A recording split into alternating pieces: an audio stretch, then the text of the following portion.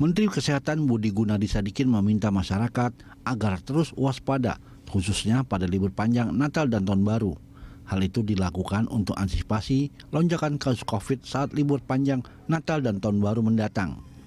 Budi menjelaskan, perkembangan angka kasus COVID-19 menurun, namun tetap harus waspada. Perlu diketahui, kasus COVID-19 di Indonesia terus mengalami penurunan dibandingkan sebelumnya. Kini tercatat hanya ditemukan penambahan 400 kasus aktif perharinya di Indonesia. Namun, masyarakat diminta agar tetap menjaga protokol kesehatan untuk antisipasi lonjakan kasus jelang libur Natal dan Tahun Baru 2022 mendatang. Alhamdulillah sekarang kita sudah turun cukup banyak ya. Kejadiannya, insidennya udah tinggal 400-an per hari. Nah cuma nanti kan biasanya COVID itu lonjakannya terjadi pada saat liburan Nataru sama liburan Lebaran. Jadi tolong teman-teman wartawan juga bantu semangat agar kita bisa lebih hati-hati lah, jangan terlalu euforia, tapi waspada selama liburan Nataru. Sebelumnya, Menko Bidang Perekonomian Airlangga Hartarto mengatakan pemberlakuan pembatasan kegiatan masyarakat atau PPKM di 174 daerah luar Jawa Bali terus dilakukan untuk mengantisipasi lonjakan kasus COVID-19 pada libur Natal dan Tahun Baru. Pemerintah akan mengkaji mendalam sebelum nantinya akan mengeluarkan kebijakan lanjutan. Tim Liputan Berita 1. Alarm COVID di ujung tahun. Apa antisipasi pemerintah jika pasien COVID bertambah akibat libur Natal dan Tahun Baru? Apakah nantinya pemerintah akan membuat kebijakan baru jelang libur Natal dan Tahun Baru? Untuk membahasnya, kita telah terhubung dengan Sony Haribe Harmadi, Kepala Bidang Perubahan Perilaku Satgas COVID-19. Selamat pagi Pak Sony, apa kabar? Pagi Mas Cika, alhamdulillah baik. Alhamdulillah. Pak Sony, ini kita menghadapi libur Nataru kedua di masa pandemi ya. Ini tapi kita breakdown dulu di saat ini ya dinamikanya, karena sudah ada relaksasi, kemudian perilaku masyarakat juga mulai ada berubah, memang tidak seragam. Bagaimana mengantisipasi agar kita tidak mengulangi lonjakan kasus yang sama seperti tahun lalu, Pak Sony? Ya, yang pertama kita betul-betul belajar ya, setiap kali pengalaman libur panjang selalu menimbulkan lonjakan kasus. Yep. Nah, kemudian kita tidak ingin ada lonjakan kasus lagi. Alhamdulillah kita kondisinya sudah sangat baik sekarang, kasus hariannya ternyata sudah di bawah 400 secara konsisten. Lalu kemudian juga jumlah orang yang divaksinasi sudah lebih dari 216 juta orang ya seluruh Indonesia, dan ini hal yang sangat baik. Yang sudah divaksin lengkap sudah lebih dari 40%. Lalu kemudian pemeriksaan kita angkanya tetap tinggi ya, bahkan kemarin jumlah orang yang diperiksa lebih dari 195.000. Nah, kemudian positivity rate kita juga sudah sangat rendah, kemampuan tracing kita sudah sangat bagus, bed occupancy rate kita juga sudah di angka 3,2% secara nasional.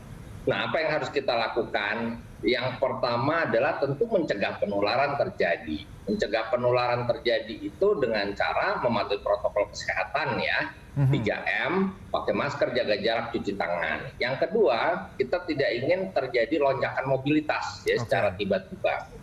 Oleh karenanya, lonjakan mobilitas secara tiba-tiba ini akan dihilangkan, salah satunya melalui peniadaan cuti bersama ya. Terus kemudian ada kemungkinan nanti akan dilakukan pengetatan mobilitas ya menjelang akhir tahun, dengan tujuan agar orang tidak melakukan mobilitas secara mendadak tadi atau melonjak tadi. Nah, kalau kita lihat memang ada sekitar hampir 20 juta orang di Indonesia yang punya keinginan bepergian ya pada saat akhir tahun ini. Kalau 20 juta orang bepergian itu terjadi, tentu ini juga berisiko terjadi penularan. Apalagi kalau terjadi mobilitas dari daerah dengan kasus yang masih cukup tinggi ke daerah, misalkan dari level 3 ke daerah level 1. Sehingga nanti bisa terjadi kasus pingpong di mana di level 1 bisa terjadi peningkatan. Lalu kemudian yang berikutnya adalah kita mendorong deteksi, seperti yang tadi saya sampaikan. Deteksi itu dilakukan dengan pengetatan peningkatan testing ya. Jadi kalau kita belajar dari negara lain, ketika mereka sedang turun, itu jumlah testingnya juga turun. Kalau kita enggak, ketika kasus kita turun ya, kita testingnya tetap di angka yang sangat tinggi, jauh melampaui target WHO. Oleh karenanya jumlah testing yang tinggi yang dipertahankan tadi, kemudian juga kemampuan tracing kita 1:13 sekarang sudah sangat baik, itu berdampak terhadap upaya mencegah terjadinya penularan gitu Mas Kak. Oke, kalau misalnya bagaimana dengan penerapan aturan atau sanksi, katakanlah, apakah perlu ada pembaruan ataukah pengetatan aturan begitu, karena bisa saja kalau misalnya memang sudah diatur sedemikian rupa, pelanggaran juga kadang-kadang juga bisa berpotensi terjadi lebih besar, Pak Sony. Iya, makanya ini melibatkan seluruh kementerian lembaga, di mana setiap kementerian lembaga itu punya perannya masing-masing. Misalkan Kementerian Tenaga Kerja, ya, yang mengatur bagaimana libur untuk perusahaan-perusahaan, ya. Lalu juga kemudian Kementerian Industri, lalu Kementerian Perdagangan mengatur tentang retail, Kementerian Pariwisata mengatur tentang tempat-tempat wisata dan seterusnya. Nah, jadi semua kementerian lembaga ini harus satu bahasa tentunya, ya, harus satu bahasa. Mereka juga bertugas untuk melakukan hal yang sama, mencegah terjadinya lonjakan mobilitas. Nah, kemudian yang penting juga Mas Cikal, kita itu kan melakukan evaluasi secara rutin, ya kan? Evaluasi secara rutin, makanya PPKM itu kan dilakukan evaluasi setiap 2 minggu. Tujuannya agar kita mengetahui bagaimana perkembangan kondisinya, dan kalau ada terjadi misalkan peningkatan kasus, maka akan terjadi pengetatan aktivitas dan mobilitas. Jadi memang kita pantau terus bagaimana kondisi atau perkembangan kasus yang ada di daerah-daerah. Termasuk juga dengan sinergitas dengan kabupaten kota ya Pak Sony, sudah di mapping kah? Kira-kira mana destinasi-destinasi atau wilayah yang memang akan paling banyak hilir mudik masyarakat nanti, khususnya di libur Nataru? Betul, sangat betul. Jadi Mas Cikal, Satgas daerah ini menjadi sangat penting ya. Nah, kita juga belajar dari pengalaman libur-libur sebelumnya, Satgas daerah perannya sangat penting, dan memang biasanya terjadi mobilitas yang tinggi itu di Jawa. Ya.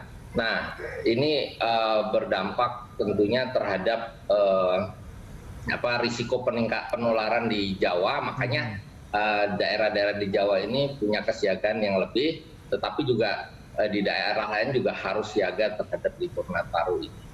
Oke, untuk mobilitas masyarakat sendiri nanti kan ada yang terbagi Pak Sony, ada yang mereka memakai kendaraan pribadi, ada yang memakai transportasi umum, kereta, kemudian pesawat terbang begitu ya. Bagaimana untuk menjaga controllingnya akan seperti apa Pak Sony? Ya, yang pertama kan memang tidak ada pelarangan untuk melakukan mobilitas ya. Berbeda dengan PPKM di mana pembatasannya sangat sangat ketat. Nah, kita melihat tergantung pada levelingnya. Terus kemudian untuk pesawat, kereta, kapal laut itu masih sama aturannya, ya, bahwa dia vaksinasi itu menjadi syarat. Lalu kemudian yang kedua testing, ya, minimal antigen itu juga tetap menjadi syarat dan harus tetap mematuhi protokol kesehatan. Kenapa kita ini bisa mempertahankan angka yang rendah sekarang? Faktornya 2 tuh, ya.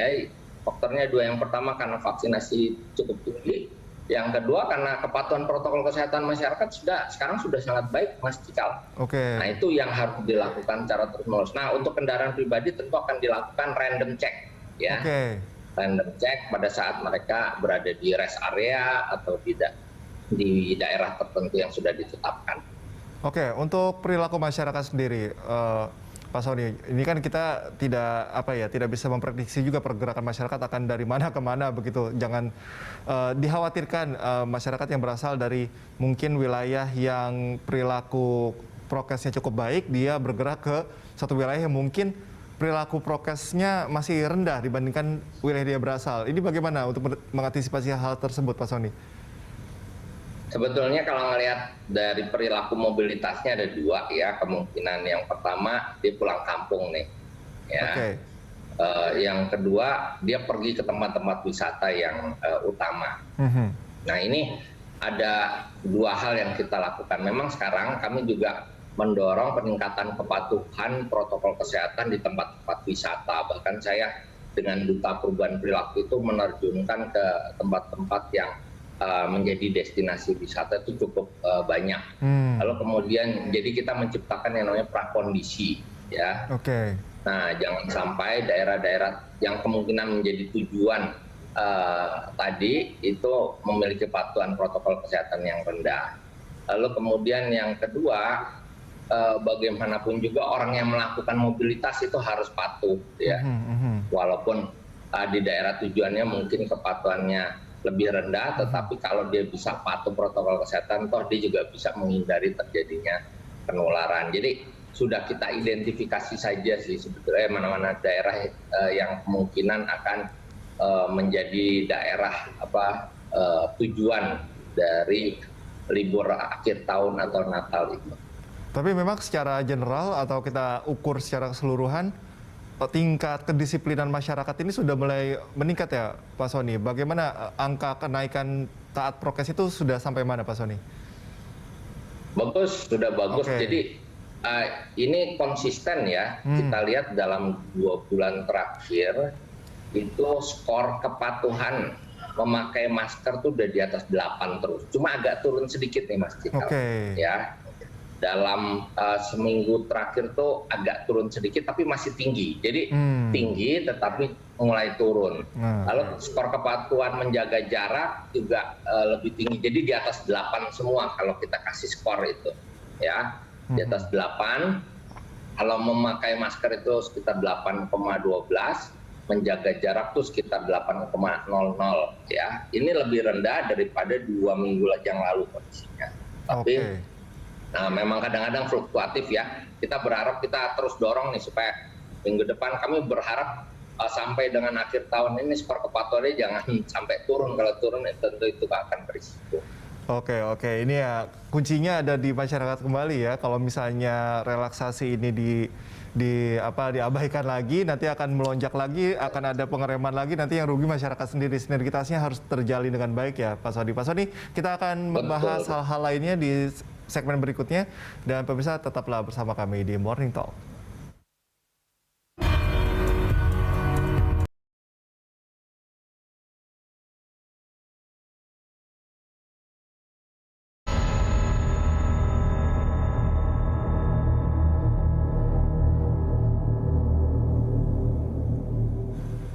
Kita lanjutkan perbincangan pemirsa. Pak Sony, kita membahas kembali mengenai bagaimana antisipasi dan langkah-langkah preventif agar lonjakan kasus di libur Nataru tidak kembali terulang seperti 2020. Yang tak kalah penting juga adalah update vaksinasi. Ini sejauh ini perkembangannya seperti apa Pak Sony? Ya sudah 216 juta kalau nggak salah itu orang yang sudah disuntik atau 62% dari penduduk Indonesia. Itu jumlah yang menurut kami memang sudah sangat tinggi, tetapi jumlah orang yang di full vaksin itu baru sekitar 40%. Target kita kan 50%. Kalau 50% sudah tercapai, baru kita dorong untuk booster. Kalau lansia sudah tercapai, kita dorong untuk vaksinasi anak. Jadi alhamdulillah dukungan masyarakatnya luar biasa nih untuk vaksinasi, ya, untuk kepatuhan protokol kesehatan, dan kemudian juga untuk testing dan tracing. 3 hal ini yang membuat kita bisa mempertahankan kasus di level yang sekarang sangat rendah. Oke, untuk usia krusial seperti lansia, tingkat vaksinasinya bagaimana Pak Sony? Sudah di atas 50% ya, saya lupa persis datanya. Tetapi lansia ini terutama kayak di Jakarta ya sudah sangat baik. Kalau lansia nih untuk dosis 1 itu sekitar 44%, ya. Untuk yang dosis lengkap tuh sekitar 27-28% yang sudah divaksin. Tapi setiap daerah tuh sangat beragam. DKI Jakarta kan 95%, Yogyakarta tuh 72% kalau nggak salah. Terus kemudian yang Bali juga sudah sangat tinggi sekitar 65%. Jadi memang salah satu strategi kita mengejar akhir tahun ini adalah kita mempercepat vaksinasi untuk lansia. Tujuannya apa? Untuk menekan risiko kan memang.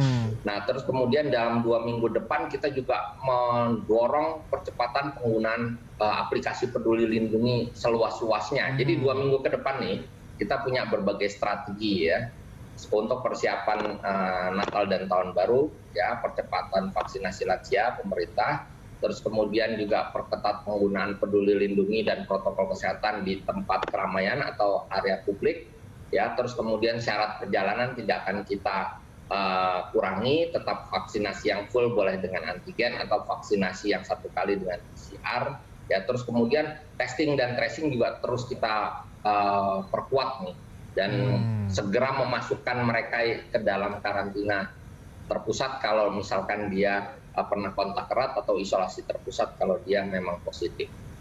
Oke, artinya berarti sudah divaksin itu bukan satu-satunya kunci. Jadi walaupun divaksin ya tetap harus melakukan hal lain dan juga harus taat prokes juga.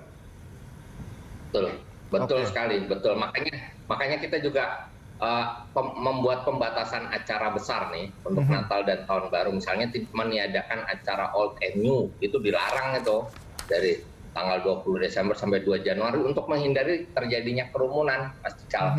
Dan juga memastikan bahwa masyarakat terus mematuhi protokol kesehatan, itu utama sekali memang. Tapi kalau dari perilaku sendiri masyarakat bagaimana? Masih ada yang resisten terhadap vaksinasi ini atau bagaimana?